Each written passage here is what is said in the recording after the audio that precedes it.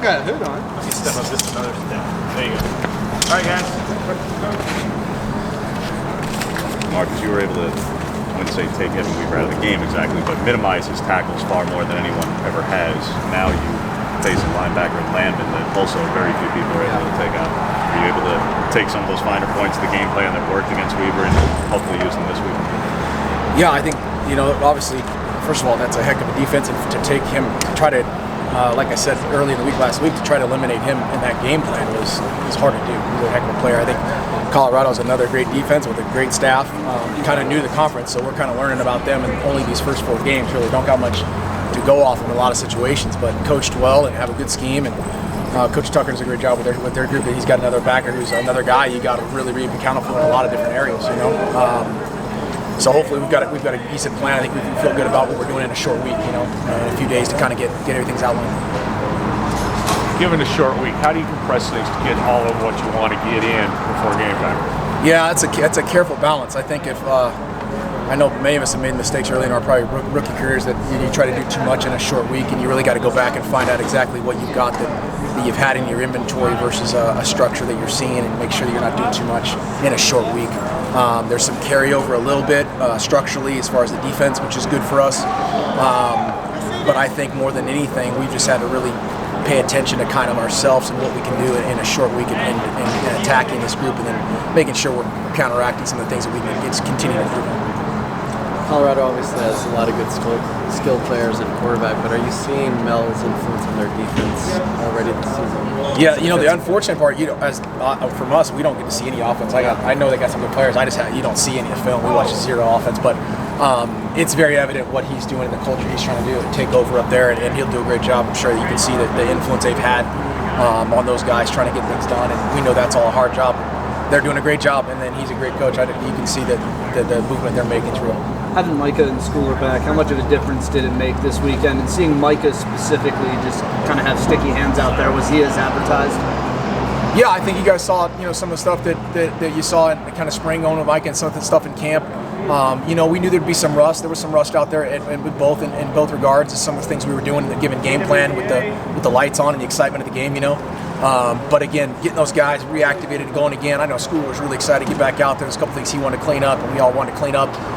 Michael was excited, and I know that was good to see those guys back in the mix.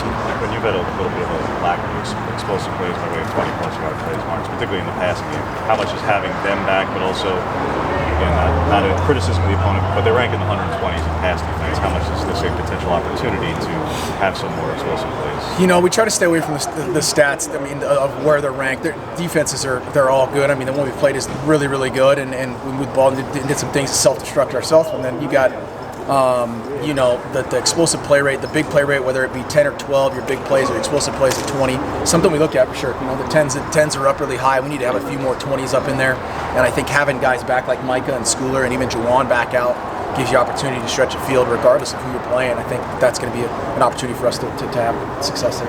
CJ seemed to have his explosiveness back early in that game. How encouraging was that, the start he had in that game before? Yeah, I know that CJ's got that ability. He looked fresh. He looked really good. He took a little ding there. I think he's going to be back and get back in full stride here shortly, and excited about that. But I think, the course you look at that's kind of the course of the season. You look at how the course builds up, and guys, it's good to see guys getting warmed up as it goes, as opposed to starting fast and starting to slow down. It tells us that number one, our conditioning and what we did in the off season has kicked in, and it was good to see him with a good little pep in the step.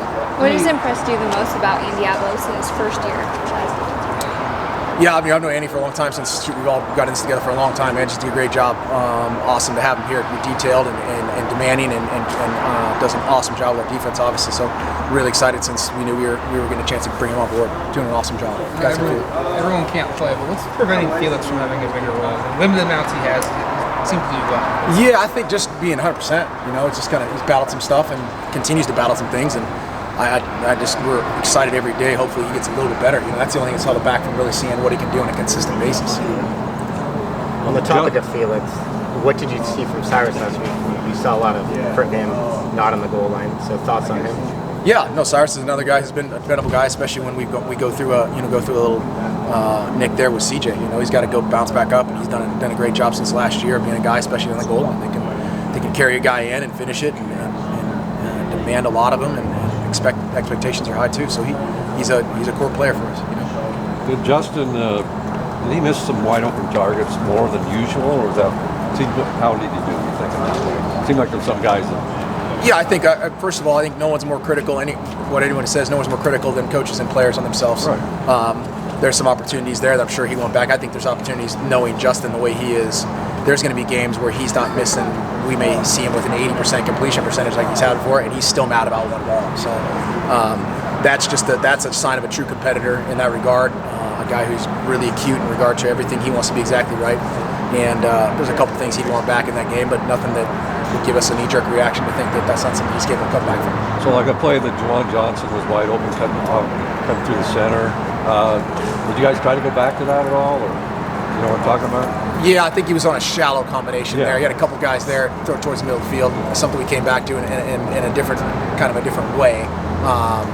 But yeah, that's one thing you look at and say, hey, okay, here we go, got a guy, get it back into it, progress through it. I realize Devin can't play this year for you, but what just kind of impact does he have at the receiver position long term for you guys?